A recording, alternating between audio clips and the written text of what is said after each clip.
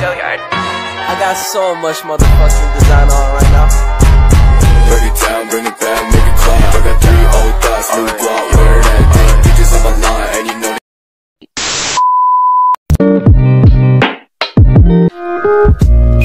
Negara kepulauan menurut UNCLOS 1982 adalah suatu negara yang seluruhnya terdiri dari satu atau lebih gugusan kepulauan dan dapat mencakup pulau-pulau lain. Negara kepulauan dapat garis dasar atau pangkal lurus kepulauan yang menghubungkan titik-titik terluar pulau-pulau dan karang kering terluar kepulauan itu. UNCLOS 1982 mengatakan bahwa negara kepulauan boleh menarik garis pangkal lurus kepulauannya. Kemudian, garis pangkal lurus ini akan dipergunakan sebagai pedoman untuk menentukan laut, teritorial, zona tambahan, zona ekonomi eksklusif, dan landas kontinen. Menurut pasal 46 UNCLOS butir A, secara yuridis mengatakan negara kepulauan akan berbeda arti dengan definisi negara yang secara geografis wilayahnya berbentuk kepulauan. Hal ini dikarenakan dalam pasal 46 butir B disebutkan bahwa kepulauan adalah suatu gugusan pulau-pulau termasuk bagian pulau perairan di antaranya dan lain-lain wujud alamiah yang hubungannya satu sama lainnya demikian erat sehingga pulau-pulau perairan dan wujud alamiahnya lainnya itu merupakan satu kesatuan geografis, ekonomi, dan politik yang hakiki atau secara historis dianggap sebagai demikian. Dengan kata-kata lain, pasal 46 ini membedakan pengertian yuridis antara lain kepulauan dengan kepulauan itu sendiri. Perbedaan ini menimbulkan konsekuensi bahwa penarikan garis pangkal kepulauan tidak bisa dilakukan oleh semua negara yang mengatasnamakan dirinya sebagai negara kepulauan. Hal ini dikarenakan ada beberapa syarat yang harus dipenuhi bila ingin melakukan garis pangkal lurus kepulauan, yaitu satu kesatuan geografis, ekonomi, politik, dan historis. Berdasarkan pasal 47 UNCLOS 1982, penggunaan garis pangkal kepulauan harus memenuhi 4 syarat, yaitu yang pertama, seluruh daratan utama dari negara yang bersangkutan harus menjadi bagian dari sistem garis pangkal kepulauan. Yang kedua, perbandingan antara luas perairan dan daratan di dalam sistem garis pangkal harus berkisar antara 1:1 dan 9:1. Yang tiga, panjang segmen garis pangkal kepulauan tidak boleh melebihi 100 mil laut kecuali hingga 3% dari keseluruhan jumlah garis pangkal meliputi suatu negara kepulauan boleh melebihi 100 mil laut hingga panjang maksimum 125 mil laut. Yang keempat, arah garis pangkal kepulauan yang ditentukan tidak boleh menjauh dari konfigurasi umum kepulauan. Kedaulatan negara di wilayah tersebut meliputi pula ruang udara di atas perairan kepulauan, tanah di bawahnya, serta kekayaan yang terkandung di dalamnya.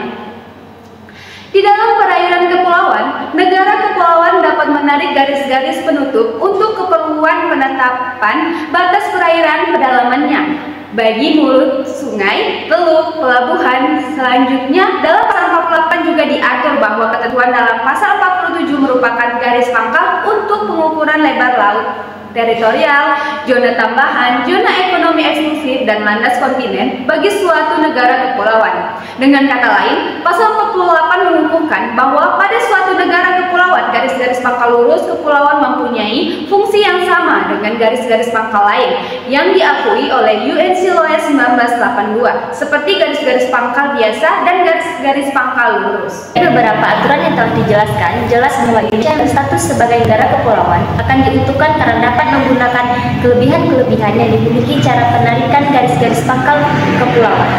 Oleh karena itu, Indonesia menuangkan konsepsi negara kepulauan dalam amandemen kedua Undang-Undang Dasar 1945 Bab 9A tentang wilayah negara pada pasal 25 yang berbunyi, Negara Kesatuan Republik Indonesia adalah negara kepulauan yang berciri Nusantara dengan wilayah-wilayah yang batas dan hak-haknya ditetapkan dengan undang-undang. Indonesia merupakan negara kepulauan terbesar di dunia yang secara geografis terletak pada posisi strategis, yakni di persilangan antara dua benua, yaitu benua Asia dan benua Australia, dan dua samudra, yaitu Samudra Hindia dan Samudra Pasifik. Karena letak geografisnya yang strategis dan besarnya luas perairan, Indonesia berbatasan langsung di laut dengan 10 negara tetangga, yakni India, Thailand, Malaysia, Singapura, Vietnam, Filipina, Palau, Papua Nugini, Timur Leste, dan Australia. Konsep Indonesia sebagai negara kepulauan atau archipelagic state diakui dunia setelah UNCLOS yang disahkan pada tanggal 10 Desember 1982 dan Indonesia telah meratifikasinya dan telah ada Undang-Undang Nomor 17 Tahun 1985. Pengakuan dalam Konvensi Hukum tentang konsep negara kepulauan tersebut merupakan anugerah besar bagi bangsa Indonesia karena perairan yurisdiksi meliputi 2/3 dari seluruh luas wilayah negara. Luas perairan menjadi satu kesatuan dengan daratan. Indonesia adalah negara kepulauan yang terbentang dari Sabang sampai Merauke. Konsepsi negara kepulauan, ketentuan-ketentuan yang dikeluarkan oleh pemerintah Indonesia pada awalnya berbentuk peraturan pemerintah tanggal 13 Desember 1970 yang kemudian dikenal dengan nama Deklarasi Juanda yang isinya sebagai berikut. Bahwa segala perairan di sekitar, di antara dan yang menghubungkan pulau-pulau atau bagian-bagian pulau yang termasuk daratan negara Republik Indonesia dengan tidak memandang luas atau lebarnya adalah bagian-bagian yang wajar dari wilayah daratan negara Republik Indonesia. Dan dengan demikian merupakan bagian dari perairan nasional yang berada di bawah kedaulatan mutlak dari negara Republik Indonesia. Lalu lintas damai di perairan pedalaman I bagi kapal asing terjamin selamat dan sekedar tidak bertentangan dengan kedaulatan dan keselamatan negara Indonesia. Penentuan batas laut teritorial yang diukur dari garis-garis yang menghubungkan titik-titik yang terluar pada pulau-pulau negara Republik Indonesia akan ditentukan dengan undang-undang berdasarkan pengumuman pemerintah tersebut. Kantong-kantong laut bebas yang semula ada di antara pulau-pulau di Indonesia menjadi perairan kepulauan yang berada di bawah kedaulatan Indonesia. Di samping itu, lebar laut teritorial yang semula 3 mil laut menjadi 12 mil laut yang diukur dari garis pangkal atau baseline yang merupakan titik-titik terluar dari pulau-pulau terluar. Hal inilah yang dinamakan wawasan Nusantara atau konsepsi Nusantara yang bertujuan untuk menjamin kepentingan nasional dan keutuhan wilayah Indonesia. Selanjutnya, wilayah Republik Indonesia merupakan panduan tunggal yang tidak dapat dipisah-pisahkan antara daratan dan lautan serta ruang udara di atasnya. Konsepsi baru ini kemudian diperkuat dengan Undang-Undang Nomor 4, Peraturan Pemerintah Pengganti Undang-Undang Tahun 1960 tentang Perairan Indonesia.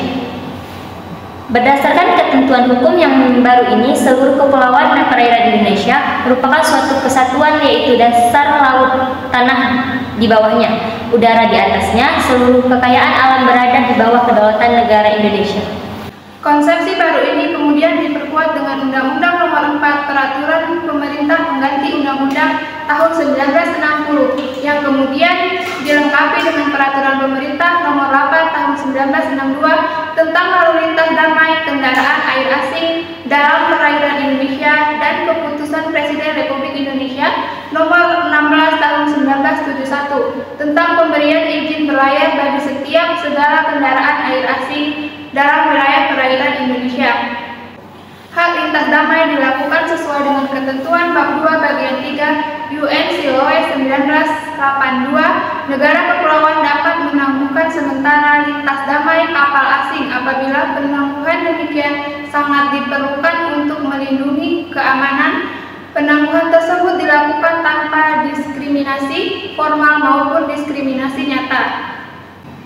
Hak lintas alur laut kepulauan dapat dinikmati oleh semua kapal dan pesawat udara asing. Penetapan hak lintas alur laut kepulauan bukan merupakan suatu keharusan, tetapi merupakan suatu pilihan yang boleh digunakan atau tidak oleh negara kepulauan mendapatkan alur laut kepulauan telah mendapatkan persetujuan dari IMO atau International Maritime Organization. Maka kapal asing mempunyai kewajiban untuk melintas di air laut tersebut. Namun, apabila negara kepulauan tidak menetapkan alur laut kepulauannya, maka kapal asing tetap diberi hak untuk melintas di perairan kepulauan negara kepulauan di tempat-tempat atau rute yang biasanya digunakan untuk pelayaran internasional. Di samping hak lintas damai dan hak lintas alur kepulauan, juga terdapat hak tradisional negara-negara tetangga yang harus tetap dihormati seperti hak perikanan tradisional dan kabel-kabel laut yang ada.